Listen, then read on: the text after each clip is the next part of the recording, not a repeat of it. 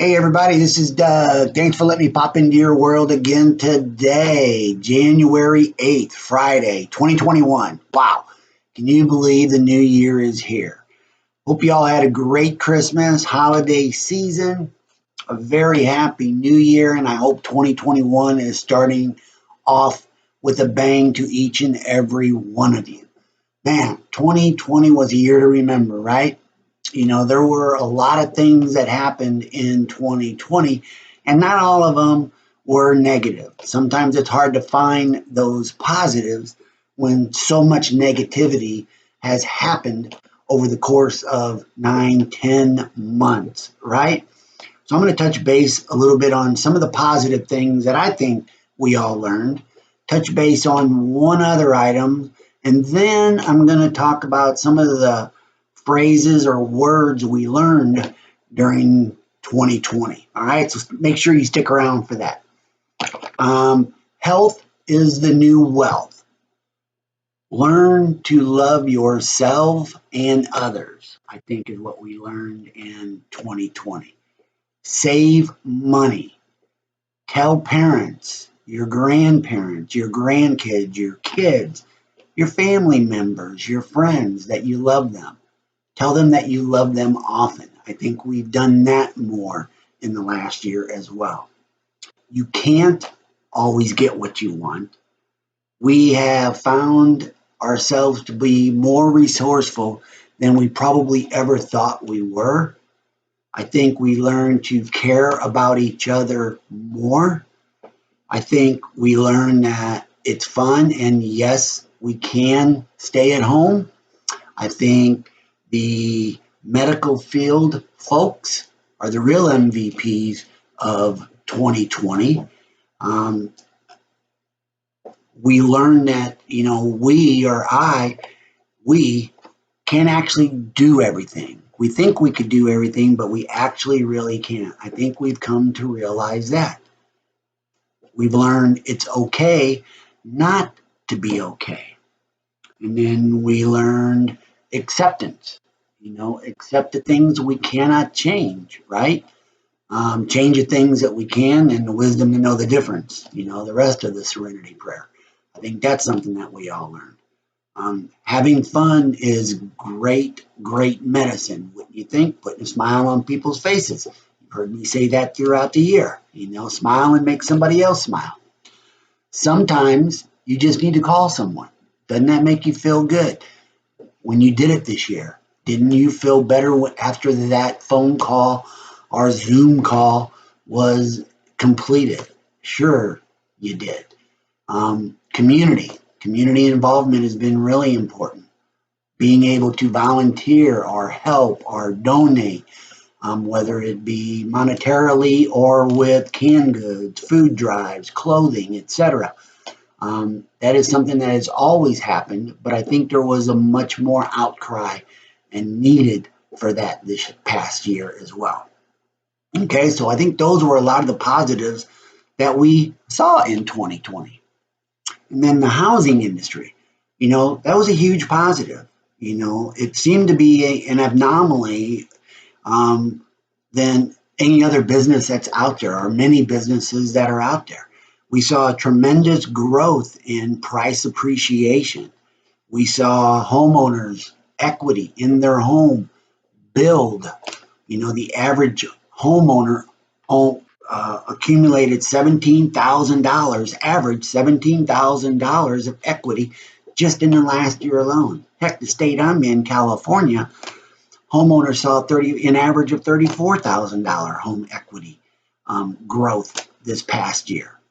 And then we saw historically low interest rates all year long. We saw them, I think, 14, 15 times hit an all-time low. So those are some of the positives about the housing industry. And as I was thinking about that is, there's so much going on in the world that I felt bad about talking about some of the positives on a weekly basis about the housing industry. And then I thought, why should I feel bad about that? As a homeowner or an aspiring homeowner, I think these are some of the things that you really need to know. I mean, heck, it's one of your largest investments that you have in your portfolio, probably. So I'm going to keep delivering this message on a weekly basis to hopefully inform and educate a little bit and make you feel good as being a homeowner and wanting to become a homeowner. You know, I think now knowing the market, knowledge of the market, knowing the trends, following the experts, and their forecast of what to expect in the housing industry. I think all of those are very impactful things to know. So I'm going to keep delivering those to you. I mean, if you're a home seller, you don't just put a sign in your yard and it's over. If you're wanting to buy a house or invest in real estate, you don't just go online and look at the pictures and then all of a sudden buy the house. There's much more to it than all of those. So I think knowing the statistics and background and trends and forecast and all of the other statistics that come with it are important to you. So I'm going to keep delivering those. Okay. So what have we learned phrase-wise or new words in 2020? Ready for it? Here we go. We learned our continuation of hearing the air hug, right? Asymptomatic, contact tracing, efficacy, herd immunity, hydroxychloroquine. That was a new word that we all learned. PPEs, social distancing. What else? Oh, quarantini. Those are the Zoom calls. And one of the other things that I still hear, whether I say it or it's told to me, is you're still on mute. That was a phrase that we heard a lot. Contactless delivery. With all the food deliveries, contactless delivery was a word that came up. And then anti-maskers or COVIDiots, which unfortunately saw too many of them, kind of sprung on a different word, and that was super spreaders. Amazing. The finger condom, so you can press things and not be infected by what you have touched.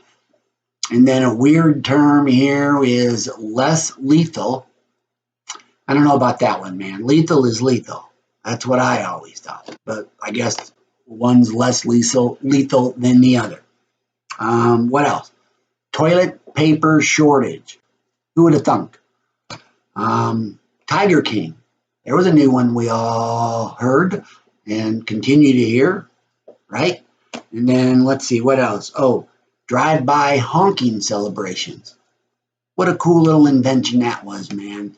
So many people lost out on so many things that happened this year. Graduations, birthdays, anniversaries, weddings, you name it. And people became creative. And the drive-by honking celebrations I thought was very, very cool. And then these last two things, and thank goodness, and I'm sure we're going to hear more of them, is Pfizer and Moderna. So that's all I got, folks, man. I hope you have a great weekend. Hope you had a great week. I will talk to you next week. God bless. Stay safe. Bye-bye.